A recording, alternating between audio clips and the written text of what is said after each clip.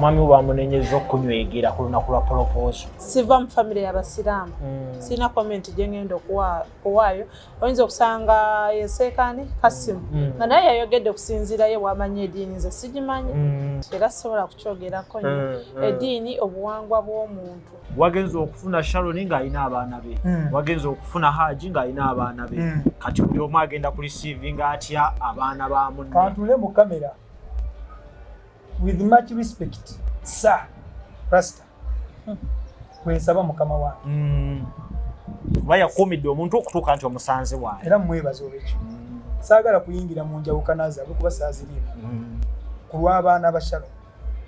Omuntu abeera Sharon ebbanga ly'emmaze nalye. Ekintu ekyasinze omutawanya n'omuli ebirowoozo. Baana. Abantu abakyala baagala abaana baabwe. N'abasajja baagala abaana baabwe obuvunaanyizibwa. Era Rasta ayagala nnyo abaana be. Nekijja kuba kya magezi nnyo kya buvunaanyizibwa nnyo bw'onaaba mukama wange okkiriza n'otuwa abaana abo tubalabirire nga tuli wamu naawe. N'ogwe mbadde naye abadde tali musiraamu naye ng'alina abakazi. Ng'alina abakazi atali omu atali babiri batali basatu. Kati ate kya Haji kubeera n'abakazi nze saafumbirwa abakazi be. N'owabaako akyakolagana nabo nze njagala ye ng'omuntu. Saagala kumanya. Oli kabeere gyali nange beere gyendi. Bo tobatidde ng'oli omu bali basatu ate bagala badde bakwatagana. Saagala nnyo kumanya ebibakwatako era sina kye mbeetaaza. No fear? No. Wabona ebintu ebitiiko osooka n'owulira isole w'omuntu nti bantuusiza ku kino n'ogamba naye kati nze omu. Bwe baba ne kuwulira ekinvaamu bajje bannumbagana enganze. Omukazi alinga mmotoka ye kuba kwa accident ne bw'oba ofudde yekutwala okuzika tosobola kwewala bakazi. Sharon ayina ATM card yange. Ajjayo sente okuva ku mitwalo 10 paka ku million without question. Talina kunsaba. Bwe zisuka ku million ayina okunsaba. Ayina account enyine eyange. Eyange personal ne ya business. Ayina eyiye nine eyange ne ya business. Ya business tugisayiningako babiri kati. Sigeno tebakyuse. Yes, she's my assistant without bungi. Oyo mukazi mugezi. Munnayuganda omulimi n'omulunzi atunda ebikozesebwa mu kulima n'okulonda buno obubaka bubwo anti bannaffe aba Afro Canada Business Initiative wamu ne Global Events Canada bakuteereddewo omwoleso ogutuumiddwa Agri Business Canada International Expo 2024 awo ku Queensburg Conventional Center okuva ng'ennaku z'omwezi 10 okutuuka nga 11 August 2024 mugenda kubamu okwolesa ebikwata ku bulimi n'omulunzi eby'enjawulo emisomo egy'enjawulo okuyigiriza okukozesa ebyuma bikalimagezi mu kulima n'okulunda engeri y'okugaziyamu akataleko emitala w'amayanja wamu n'engeri y'okufuna zi international loans okwewandiisa n'okumanya ebisingawo genda ku website yaabwe eya www.afrocanada.net oba bakubire ku ssimu ezo. Amanya nze Nsuuga Mustafa nkola ne Alihira Holdings Uganda Limited tuli bakozi ba biodigester wamu n'okuzimba okw'enjawulo so olwaleero tuli waneeno nga tuli nkola biodigester. Ekyenjawulo ekiriwo nti yo eri mu basement wakati okusinziira nga bulijjo abantu mu kiraba ti eno parking lot so eri wansi eri parking lot eri mu basement. Leero tukoze size y'abantu 5 ng'era erina capacity okusavinga ekizimbe kino kyonna nga wekinaabeera waneeno ng'era emigaso gya bulijjo gya biodigester tebagenda kunuunamu. Atwetaaze ku namba z'essimu 07017669992 ne MTN 0789224230 enamba ezo zonna kwe ziri ku WhatsApp. Nkujjukiza gwe omulungi atulaba nti tuli ku Farukwa Sons batunda ebintu ebikozesebwa mu nnyumba byonna.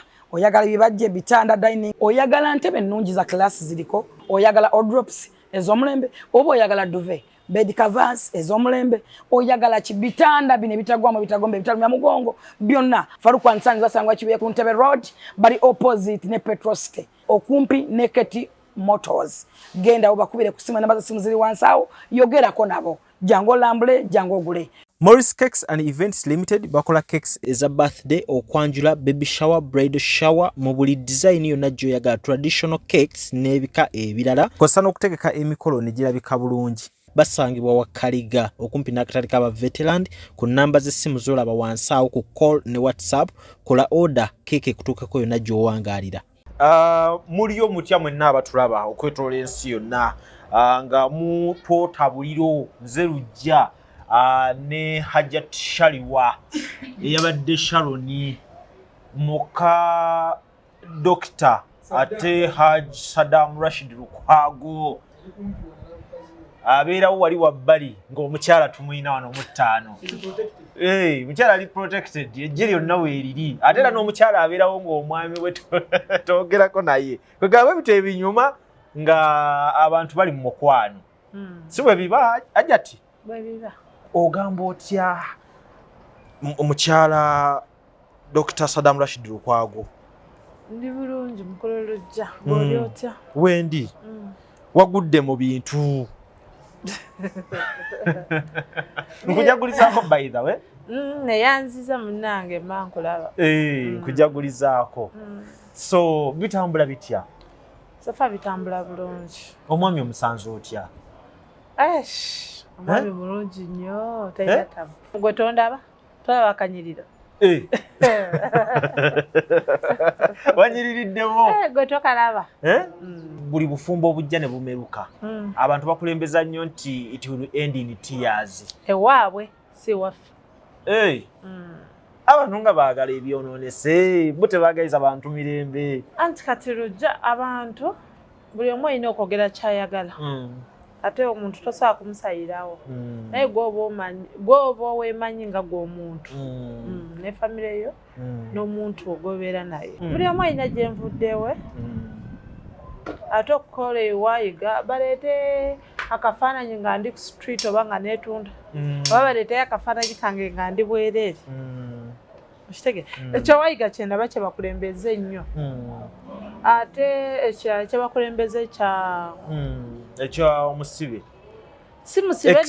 si musibe yavaayo dda mukomera bamuta n'omuta already nagenda ogenda Dubai nga bamuta dda we wagendere Dubai batunasinkana mwami wo kati bali bamuta dda ate twali twayawukana dda kakati awo akokwawukana ako Tereza ndowooza abantu bakitegeerere ddala abantu balowooza nti ate oli wasuddewo musuule nti ogudde mu bintu eno last time nayawukana naye mu covid naye we nayawukana naye nensigala mu nnyumba ennyumba erizana gye nasigalamu ennyumba eyo eri mumanya gange yali yagingulira nengisigalamu naye nze okusigala mu nnyumba nengenda okulaba nga ate ennyumba gye bakozesa nga ekyokunwanyisa nga ndabira ddala nyigirizibwa bye sitagenda kwogera mu kamera kuba tebirina kye bibayamba ebyo byange nga nze omuntu nga ndaba nyigirizibwa kwe kugamba nti kankwate kuba nkole ki nveewo wano nenvaawo nengenda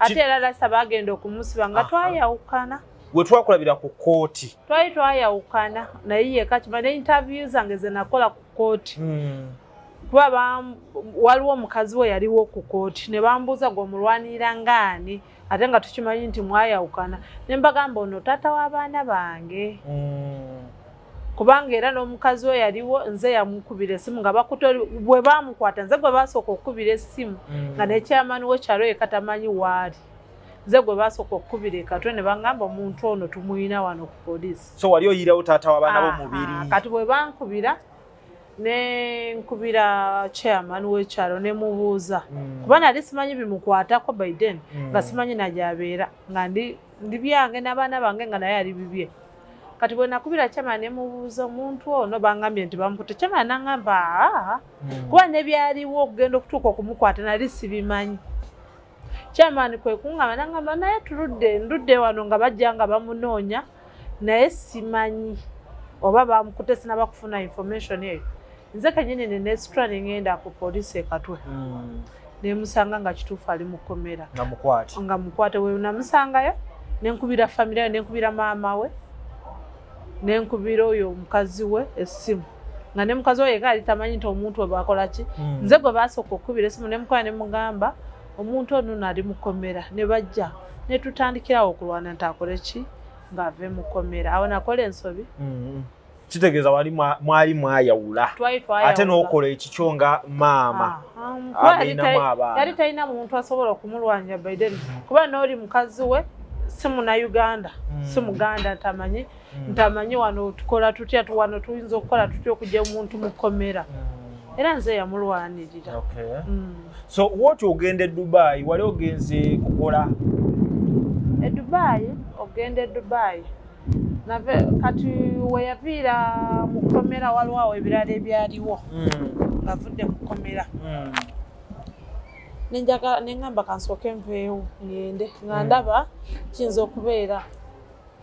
okubeera ekibi ennyo ate oluusi ne bazza omu ku ffe mukomera nga tesibona nali nkyagala nenvaawo nengenda wetegulamuko nenetegulamuko nengenda kuwumulamu byali byakuwumula temwali mukukola. So otuuka eyo musisinkana n'omwami wo kati nemugamba kyenjagala nemugamba omusajja kigwe neetaaga naye nambulira mukazi kigwe yeetaaga ate nga fembi twagenda okola nga fembi tugenda kukwatagana olw'ebyafaayo byammwe tuli omu alina balese okulaba nti muvinga on. Yes. Eri abadde balowooza nti ebintu byammwe byabadde bya bwangu bugubugu mumaze ebbanga lyekanaki bonga baani kuffe manyi munnaye tuba n'emikwano mingi egyegatta ku lugendo kati nze lujja nze nina famire famire yo nina famire yange nene nnyo nga bwe balowooza nene nnyo ate yakitiibwa nnyo famire yange nina famire yange naye nze oli bwayimira ku social media n'ayogera nga famire yange talina kyeyogedde seetaaga kumanya eba ndowooza ye nga yo omuntu okwogera kyayagala oba bya sipiidi waliwo ne bebakwanira olunaku lumu n'agenda n'afumbirwa ate n'abeerayo ate nze olwo ow'emyezi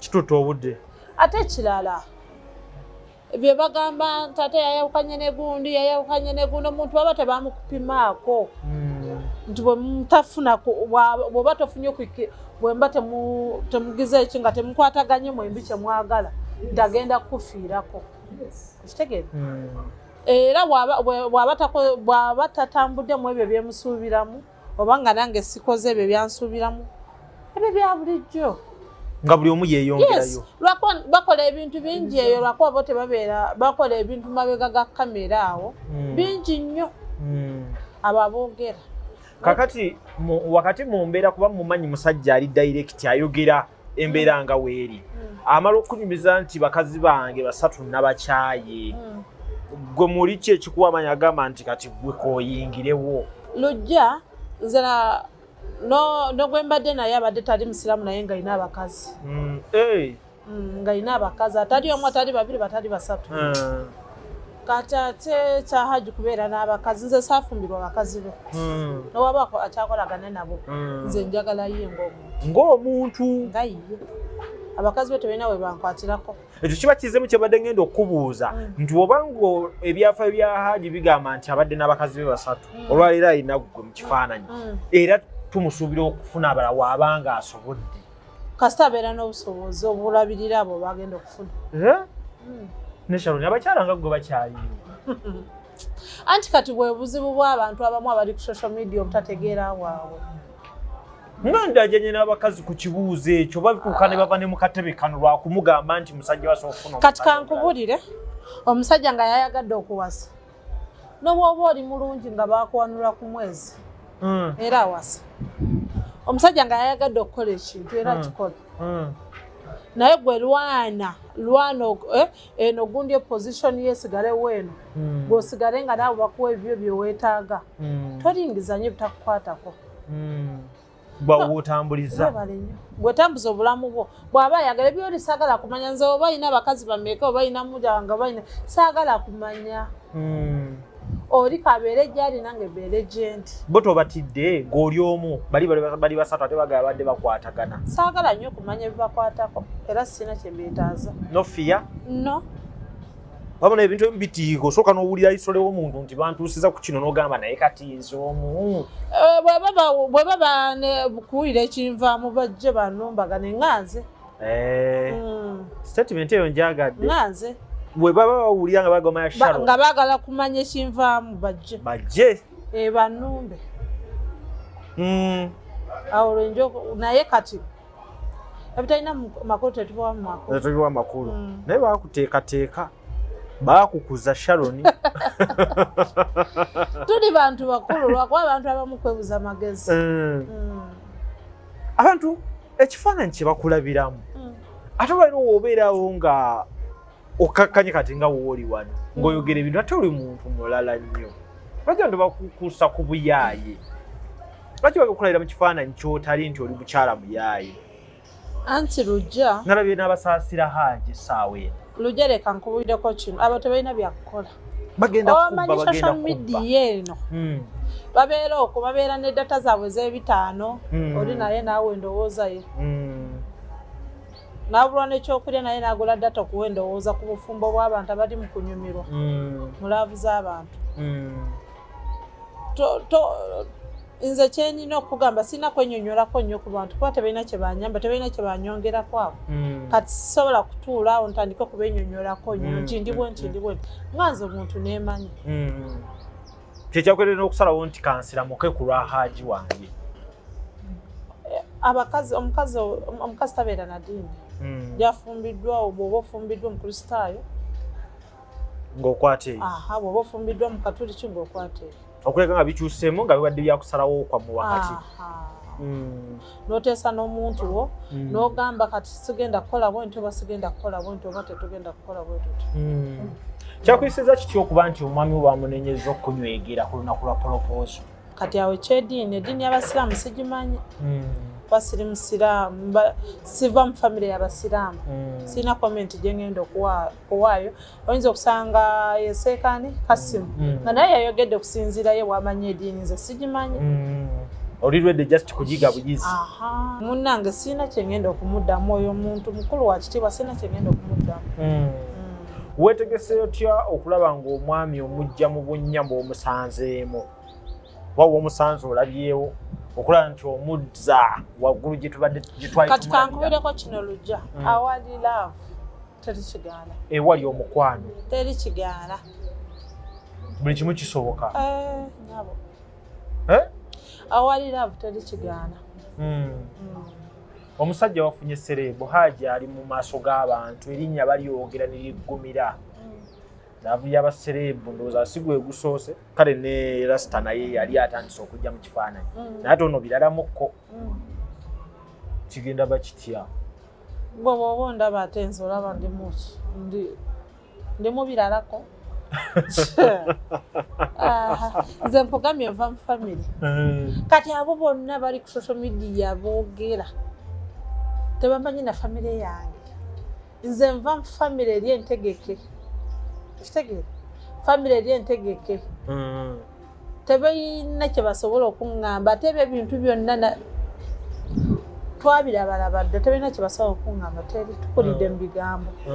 Ebyasengo n'abisobola. Awali okwagala teri kigaana. Ngenda kubiyiga. Agenda kuyigiriza. Oli lwedde oyiga eddiini ey'abasenga emirimu peka gwe waddeyo oyige buli kimu. Kati bamanye nti oli Sharon omuntu yava mu kamera ye. Mutima guganye wedda mu myegune n'ebisi. Abaye Sharon ndio atasobola kukola. Agenda kusoma kuba DIT yateekawo standards ezaffe z'abahabolist. Katwagala leero professional senga. Professional senga. Nga byayogera tabijja mu mutwe gwe naye nga abisomye. Sharon gwe tuli mu kuteekateeka kati. Twagala agenda okubuulira abantu with experience ye gyayiseemu agatteko obukugu. Awo tuli. Abantu banja beetaaga okuyambira. Essimu eyo mugikubeko nnyo. Twagala Sharon asome ku business management part ne bwe myezi nga mukaaga. Managing finance. Kwa as the department nze wano ngenda kuvaawo ngenda kukolera Zambia. Ngenda kukolera Zambia na Sudan. Nina project Sudan za milioni 4 za dola. Nina project nyingi. Era mbaddeyo omwaka ogona. Zambia government yempita okola research. Mutantegeredde bannayuganda mwaga kunzanyisa kandolindo yo yantegedde. omukyalo n'abisobola. Yes, already yatandise. Katika babuze ekibuuzo ekyababiri buli omu akiddemu nga muli babiri wano.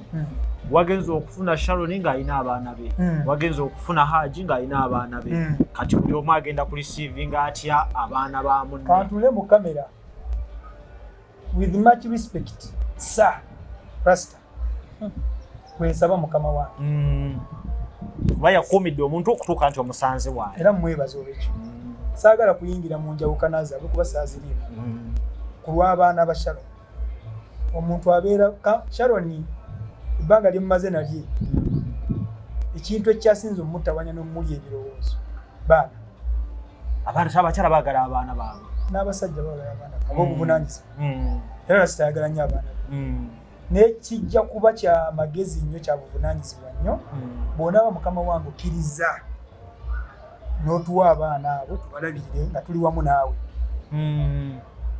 ky'onaaba osobodde okituwe naye nobona tonna ky'osobodde I'm ready, I'm a father taking over bujjanjabi kuba bw'oba yagadde omukazi ebyo bitono bye bya bulijjo naye agenda nze kati bahajja tibona basigadde n'abaana baabwe nenye naye abaana abo basatu outside them. She's ready. Chule mwetegefu nnyo. Oli ready Haji ati nga tukuta. Oli ready? Sabana. Ekyamazima obutunulira Sharon n'omulasi bwe yaliko bantu babiri n'endowooza ez'enjawulo. Ono ayagala kirala n'oli ayagala kirala. Nze abamu abalasi bendabyeko ebintu byabwe Sharon bw'abyogera byebyo ate ye si bye yali ayagala. Kwegadanga anyhow waliwo bempulati begadangira mugundi mu studio ebintu bya Sharon si bwatu bwali. Sharon is different personality. Kifaananyi era nze neewunya n'abaana abasatu be yamuzaalamu yamukolera nnyo. Ono omwana ateekwa okufuna ennaku y'amaanyi mu maaso ka yes wanga omukyala yenna ali mu kifaananyi ekyo aba developmental bw'afuna omuntu alina mindset ennungi ng'eyange mutuweeyo emyaka ebiri. Ayotenda omukwano gwa Sharon si mukwano gwokka. She's responsible. Aina responsibility. I know vuna wali bamukubira mpeeza emitwalo 5 mpeeza yo 10 walya kubanga byoyiseemu abasajja buti babira beetamidwa. Sharon bwe nanyumya yayogera ebimujjeewo omusajja byonna nga bye bintu bye neetaaga mu mukazi gwenjagala kati era kino nkyogera mu kamera wallahi Sharon bwannema kubanga tekitegeeza bwe biganira tujja kwawukana you people naye kati tutubalayo katugeze kamba buulire in case kubanga kyekiri mu ndowooza yange nze siina you people saagala mu wabona abanga tukuwoleza mumpolerezaako kituli ku side you for what don't be on my side bino byenjogera biyamba mmwe mujjemu ekyokuyiga lwaki ofa ekiziro mu nnyumba oba oli mukazi oba oli musajja vaawo olwale baba akumye Sharon yavudde omusajja ng'emmoloka agireseeyo gye bamugulira kaadi agirina ennyumba agireseeyo nga biri mu mannya ge mukazi ki alekawo ebintu bali omu bafiira mu mayumba babawadde obutwa babatemye babataddeko emundu babakola bakuba amasasi babatiisatiisiza kubanga nji mu nnyumba sigivaamu nkuba abaana bange bw'ofa omwana agenda kuba atanakuwadde nnyo kusinga nga waali ng'ajja kukubira ku kasimu nti maama njagalawo kaswiti olina kuba mulamu ne bwe kaba kazigo nga ke mulina bw'abanga omusajja tategeera nti mulina okugabana ebintu ebyo kale waakiri muviire obulamu weebuli bino ebintu bikolwa mulamu nze siri musajja yawasiza Sharon nti moloka yiyo nyumba yiyo nga simumanyi tukyetegeera naye akyantegeera ekizibu ekiri mu basajja kuba nti afunye omukazi alinga Sharon n'ayagala password kusooka kwebaka naye omukazi ono tagenda kukola bintu by'amakulu nga tute nti okwebaka naye ensonga sooka obiteeke nebbali tobirowooza nako era bakunenyeza ne kwekyo ogenda otya n'omukyala nga tonnamanya it's okay kumanya ki nze oli omukyala simutwala ku lwabwereere bwe abantu bye batunuulira ebyo basooka kwetegereza ngenda kugenda kubanga obufumbo nabagamba obufumbo ibaada mulimu gwa Allah mulungi batugamba nti al ibada ismu jamiu likulli ma yuhibbuhu Allahu wa yardah ebintu byonna wabirese mu mikono gy'abakyala bali kati ona nasigaziza essomero mukyala Sharon agenda kufuna ki agenda kukola ebibye era Sharon bw'aba alowooza nti ajja kutuukawo agenda kukola emmotoka eyiye nyongerezeeko sente agigula agiteeke mu mannya ge ne bwana kyawagana naye ajja kuvuga emmoloka yagenda ate nga bali wabawa anti nayinja tukoze ffenna abakyala bange baali tebalina sente tukoze ffenna era kwe kugabana ebintu bino mu mazima bw'obeera nga w'amazima naye abantu abasinga mubeera n'abakazi tubajjako bibi byokka nze embeera yanyigiriza mbadde mwagala nkuba omukazi olubale mbadde mwagala musange nga nkuba omukazi essasi kati kye nakoze n'okukola biri ate nga sibibanyonyodde naye bwe ebiringa binene oluusi nga tebigumiikirizika kati si kirungi biteeka mu kamera gwe kakazigwa asiriwala ngo nganti nzije mbannyonnyola munkolere ki munyambe ki nasigaziza essomero kati omugole ogenda mu ekifo musomero mumpewo pulezidenti omulala onatabusi Sharon ayina ATM kadi yange ajjayo sente okuva ku mitwalo 10 mpaka ku million without question talina kunsaba bwe suka ku million ayina okunsaba ayina account enyine eyange personal ne ya business ayina eyiye nine eyange ne ya business ya business tugisigninga ko babiri kati sigeno tebakyuse yes she's my assistant without ngonga bungi oyo mukazi mugezi Sharon mukazi kakati gwe Sharon adda akola mulimo ki lwaki azitoye nnyo Kampala yonne etaga Sharon kankuli Kampala yonne bwe nyimirira omukazi yaga kumubika bubisindowooza nomwina bagala omukubako tebasobola kubanga tayagala sente wallahi lasa leo Sharon sente neze simu anze kwa yali azimuwa naye ayagala muntu wa buvunanyizibwa Sharon wa buvunanyizibwa kati moroka agenda kugikola ekyo nkimugamba ne mu kamera naye tugenda kukola afune buli kyayagala tebiriwo I'm restarting my life nze sente ziri ku account yange ezo tezivaako zibeerako kunkuma kuba nsina gwe nkubira simu nafunye ekizibu ate nga mbifuna bingi ebisetting olina okubeerawo ng'omusajja account yange teggwako million 2 mwezi 25 ezo zivaawo za kizibu kati ezo Sharon yakirizibwa okujjako between mitwalo 10 neziddawo nga tansabye bw'abanga ayagala zisinga kweza ayina zisaba order awo tuli kakati nina essomero nina eddwaliro nina farm baba bino bitwali twebuzambo omusajja ayinza obubaka sente kaagira toyina we bakwatira kaagira wandabye ko nga ndidde looni essomero lyokka lisobola okundiisa looni ey'obuwumbi obubiri wandabye ko nga ndidde looni njya yaki buli bakyendya waba onaku ole mugenda okukoma okulwalamu abajega nga muli ebintu ebibalwaza byonna nabyo omusajja nga anywa amazzi anywa gannyoga n'akwata liita nnamba n'ekitundu ng'erimu ne ayisi ng'atudde mu sawuna nenga alaba kasitoma namugende kati goli kasitoma wange agenda kujja omutima gumuleese n'agamba nti okufana gonga mulamu kinyamba kinengayi kati nga nzitopinga mmwe bannayuganda bamanyi bikwata kubula omanyi obulwadde n'obwo bujjanjaba obulwadde mutoyinza nga toli mufere ova mu Uganda muno kozi nga mpozi nga byojjanjaba babubbi bantu bali naye ng'obajjanjaba tebawona abantu kakati lindako nzimba eddwaliro myaka 5 ngenda kufuluma habo sigenda kuddayo ekibyemba gamba bibeera byebyo sigenda kudda mu kamera ngenda kubeera ku ddwaliro lyange ne Sharon ekyokubiri Sharon mutwale ensi nnyingi ezinne namutwala Sharon nakati akola ensi nnyingi ezinneetaaga nyingi nenagana okufuluma mbadde nkyakuza n'abaana bange nze ebino byonna byempiseemu ne mbadde ngumiikiriza focus mbadde ngitadde ku baana nze waka batuuse okumpita omusiru ekyalo ne kituuka okumpita atategeera nga ndeka hajati ebweru nenzija ne mbeera ewaka najja ssaawa 5 8 olumu simutegeera nti azze n'akira n'agenda Sharon tayinza kukola ebyo ku myaka Sharon bwe yali agenda muwozezza nti wali badde kati ebyabakazi obinnyuse nga ogamba nti kye bankozeeko kimala nzira ku nsolo can you live without a wife gye bali basajja banneeyo ku myaka gyo bagamba nze nabivaako basajja bannange sibalina kuba musajja muno mba mwagala omukazi omu mpozi gye bali abasajja mu kifaananyi kyo nga yagamba nze abakazi tasobola n'okufa asobola okufa agwa n'eddalo tasobola babuzaabuza ekitonde kyonna kifugibwa mukazi omukazi alinga mmotoka yekuba ku akisidenti ne bw'oba ofudde yekutwala okuzika tosobola kwewala bakazi babeerawo paka okufa tosobola mpaka kati kyetugamba abantu nze ne Sharon bw'oba musajja ng'onyigirizibwa mu maka ffe tujja ngenda kubakomezaawo Sharon maaso eyo nga tujjidde kati ate mu version yakubudaabuda bantu abalinga ye kuba bangi olwaliro mpeza abawala 10 abalinga Sharon oluvannyuma lwa Sharon okubeera n'abasajja abalinga gwe tuweza emitwalo n'emitwalo kakati twagala okwasaganya buli omu yeenoonya tebeeraba balaba bano abeetunda baba balina ensonyi bano tebeetunda Sharon teyeetunda balina ensonyi babeere nga banyigirizibwa n'awula n'omutwalo naye nga anoonya musajja naffe tetubalaba kati ekyo tulina kitandikawo Sharon yagenda okikulira tukwasaganye bano abasajja abalinga nze n'abakyala abalinga ye era gwe abeetaaza funa mugulu kuba ku simu yange tubalina abali ready okugetinga in a serious marriage nga Sharon ate tetugenda kubagattika kakasa nti emiguunwa gyo gyejjako bw'oba ojja kwono waffe gwe tugenda okuwa kyekyoka bw'obanga tojja kujejjako sooka osigale n'abantu bakuba balogo baki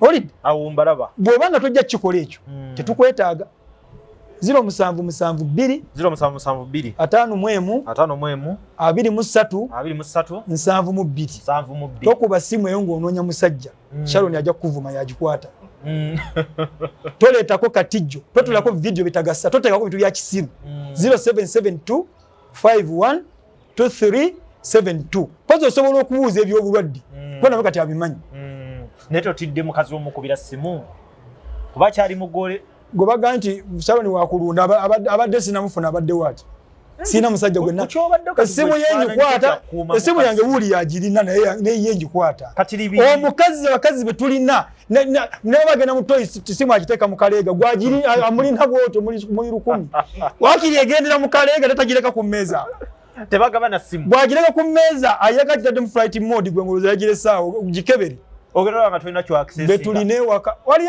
abasinza abakazi abenzi benda balinganga bebataddemu ndeka ya rabbi wafunye chapa mu mannya go ate nkyeyongera yo na parkings gambe na parkings n'empira abakazi babadde baweereza bugundi banne buli omu yeetaaga omusajja alinga n'abamalawo ntya omwana yantutte banne emukole jaddi ogenda mukole yaddi emikolo egyo musooke mutuleke naye kyenkugamba nti okuva leero mmeka leero tuli mu 23 nina ka research kemmaliriza empigi tunatiro malako omwezi nsuubira nyizo kamala keka kyansibye nti ebintu bye neetaago bali benkolera kwa kati nkola research ez'amanyi ziri ku ndwadde ez'enjawulo eziri personal asiza government nazivuddeko nakomye kwene ya sukali sida bakola research nemu ene nali nganya na malaga bamwalimu abanene abagirimu nyanka malega bateerayo kati research eyo gisuubira nti hizo okuggwa bwe taggalwa akubiri ejja kugwa ku lwokuna kati bwe mmalo gimaliza enshalo ne yakimanyi ne gye nkolera amanyiyo ne bye nkola abimanyi buli kimu era gye twaliyo gye nanywera amazzi ago kale kyali kyalo so research weggwa wet ekinene nnyo tewajja kuyita weeks 3 nga tonnakola mukolo ogw'okukyala weeks nkyeyama tewajja kubisa weeks 3 kunnya ate nze tebansondera mukolo mukazi nze amwewasiza sente olinamu sente nina naye ate nga nze ensonda I don't care kwegamba mu budde buno olaba okyannyonnyola byakungulu kati olwoona dda ng'omaze emikolo ng'otunnyonnyola bya munda sigenda to bibannyonnyola kuba sinaaso waki mbibannyonnyola bani bennyonnyola why do I have to explain to them kiri kyenkola kikolera nze ne mukyala wange lugambo lwammwe era mwe mujja kujja mubeerewo nga ba lugambo mubikwate mubiteekeyo kyeka kye mulina okukola kuba mufunamu ate olugambo naku olusasulwa sente maama nkutidde tugenda bbawa ebyokukola ffe tugenda bbawa bizinesi tulondamu ate era kati nga lujja gwe njogera naye kuba alizoninga soogera na buli muntu nze ndi musajja mugezi nkakuwadde ojje otwawulire baseekabo baganda banda tugenda kudda mu ndala nga kati twate tuli byonna ate mbyogedde kale gojja okumbuuza kati kangabeyo ndibambuuza kangabeyo n'eddagala abasajja mwenna abandaba kanjogere ku sayidi y'omusajja n'abakyala kale mwenna Qur'ani etugamba mahadda mawadda wa rahma abakyala be balina love abakyala balina kutuleetera love olina kuwa abasajja tuyiwawo keya omukyala yenna yeetaaga keya mu makaago ate eriwero balanced kwa kyembalabyemu ate bwesukka ennyeera nakyo kyabulabe alina watuuka napulenga shadwish n'omugjayo okwo ekitegedde omukazi alinganga kikajjo ekikajjo olina kiryanga ova waggulu ngokka wansi gyokoma okukka wansi obuwoomi bugenda bweyongera paka obuwoomi obw'okunyinga esembayo sebwenkana nenesowatandikidde kiba kitoototo naye bannayuganda bajja n'akatijjo nga kenze nako mu dakiika 2 olwo kikajjo bakitandikira wansi akigayiza kiweddemu supu wansi bakitandikira wansi ne bakomekerereza eri ku nsigo lwaki ensigo y'ekikajjo teri wansi eri waggulu ate nga ne wansi ogijjayo ekikajjo kirimu omukwano laavu nti ne bw'okinyigiriza omukyala ne bw'omunyigiriza kyo ne bw'okinyigiriza ekikajjo kisigala kivaamu supu awooma you squeeze it tightly Kyo kisiga kikuvira kikugira mu muisingo womerwa. Mubisi ku mubisi. Oye mucha. Juice. Omusajja tunga yensawo 2 nawo omukazi gitunge. Ensawo 2 zambale. Emwegwa mabega, emwegwe maaso. Ensawo ezo zitekemu ebintu ebi. Ebirungi n'ebibi. Eyebibi giteeke mabega. Eyebirungi gyoba oteeka mu maaso. Buli kirungi kyakola kiteeke mu maaso. Kibyo kiteeke mabega. Sawo ye mabega. Kati bwakusobya. Kikulu nnyo ekyo. Bw'oba ogenda okubonereza totulira mu nsawo ye mabega. Tunula mu maaso.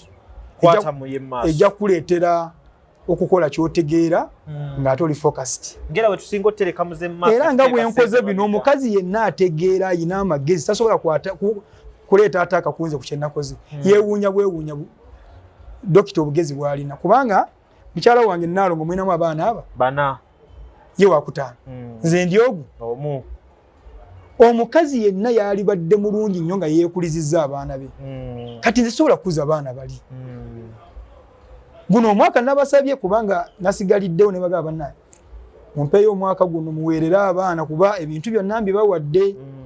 Mumpeeyo omwaka guno munyambeko muweerere abaana naye omwaka ogujja nze ndi musajja we asomesezza abaana bange ne vidisikiza mukazi tuteka mede 10 ne transport ya mutwala. Gowe kolera ensonga zo gozimala. Abasajja batono nyina bacha balamu banga abanvumye. Ngaze mbabulookinga bubulookinzi. Naye balamu banga abo mukyala mukulu. Tekuli alina bufumbo nga bwemba beba wasa abasajja. Kati mukyala wange bambi baganda ba alowooza nti bategeera. Kalalabanga nti bebakola kwa bote basaba bakazi ndi amusabe ki n'enkula gye bakuziba mbe ba Buganda bano basharoni ewaabwe natulya sharoni nga bambi falona agenda waabwe akansaba ne mubuzo yagala sente osizirina oyagala ki nanga amasaba kumpa lukusa ningamba what ngendeke waffe basharoni bakyaliyo buli abakazi bakituleke fala nate kye kituufu wone mama kye yaŋŋamba nze abamulinako obuyinza n'eddiini kyetugamba Nesoka nenkola mu oluvimba nga siku nkuganye nako olwayitawo nencha nakuba nga nedda na sigala nga ali awo agumiti nako luso ne mbwa kale genda kumala nakume kwa ngamba 3 oba 4 ne mugamba isoke genda enkera ne mugamba wayi byokola obimaliriza sinaba bimaliriza ninga kansoke mulekemu onako olwokubiri ali waabwe samwe ade 10 kya mugati olwokubiri omaliriza nti sinnaba naye wasigaddewo katono kancha ne mugamba nkwagala Kampala kati saa zali 12 avana kasongola oda tangizeeko ndabe ate nkwabudde buzibye mugamba nkwetaaga muganzije nkunone tali njajivuga tetudde nakasongola nkutidde mu basajjamu abakazi abo tubalina wano wenjogera webali enamba y'essimu eyo abeetaaga nga naawe weesooti nze togenda kukola mivuyo tetwagala mukazi emigugu gyo gisibe okolenga bwe nakoze bwe baetaaga wato ja kikola sigala n'emigugu gyo soko zingeko emikaddo namba kale mpaamu eddakiika 10 ezaayitawo waliwo emmoloka wali embage waabwe ye namugaano genda ku mbaga naye ku kyalo kyabwe yati yagenda nga mukankubira ebifaananyi wali video nga zenkozesa mbonyeebonye n'abayayinza nate si kyayagala mproving si musajja musiru kazo inamuulize nagamba waliwo kati yabalinda nga tebajja mpaka saawa emu kitundu 2 nagamba bayinza okuhindwisa nankubira akafaananyi nga yali video nga munayika mbano bajja kulwawo kandi ngende ku nalinya akabodo okuva mu lukoola eri ewaabwe ajje ku main ekiro ekyo ajja Kampala bba wamweta yatuuka e Kampala sanga zigenda musanga yalinya saawa zali 2 dakika nga 2 bwabadde ajja nkubira mu video ne mubuza nkunonoka eruweero nambuuza ate nnonera ki ng'obedde nalinyedde mukijja Kampala muve ku bantu Sharon mumulaba n'endabika yeeyo si bwatyo bwali njabba kuba mumbejja nja kubakubira ku Sharon yanywa amata hanane nteze ogendo twale aba Sharon oyo adagamba akati ebyo byo mutuleke mutuleke okukyala we kuli mu bandi abalongo mbalabirawo Mbalabirawo. Era ndi saalonga emirundi ebiri. Mbalabirawo abalongo wano. Bajja. Bajja. Era ffe tubirindiridde byonna. Tujja kuba tugoberera. Kale. Olunaku olwaleero weetutyo we tufaananye. Sheikh Hajj ate era Dr. Saddam Rashid Lukwago tukyamuyina nnyo. Tujja kwongera okubeera nga tulabika. Gwe waliwo seeka wange gwe nnerabidde okwogerako seeka walakira. Seeka walakira wano ekatwe ku masjidi jamia. Ne seeka mawejjo yansomesa P5. Katwe Nuuru mu Luwarabu. Sheikh mawejjo yansomesa fikihi oba ne siira. Eddiini nasomako entonotono. Toli bubi. Tebantegeerera. Amannya nze Nsuuga Mustafa, nkola ne Al Hilal Holdings Uganda Limited. Tuli bakozi ba biodigester wamu n'okuzimba okwenjawulo. So olwaleero tuli wano eno nga tuli nkola biodigester. Ekyenjawulo ekiriwo nti yo eri mu basement wakati okusinziira nga bulijjo abantu mu kiraba ti eno parking lot. So eri wansi eri parking lot eri mu basement. Leero tukoze size y'abantu 5 ng'era erina capacity okusavinga ekizimbe kino kyonna nga wekinaabeera. Wano eno ng'era emigaso gya bulijjo gya biodigester tebagenda kunuunamu. Atwetaaze ku namba z'essimu 07017669992 ne MTN 0789224230. Enamba ezo zonna kweziri ku WhatsApp.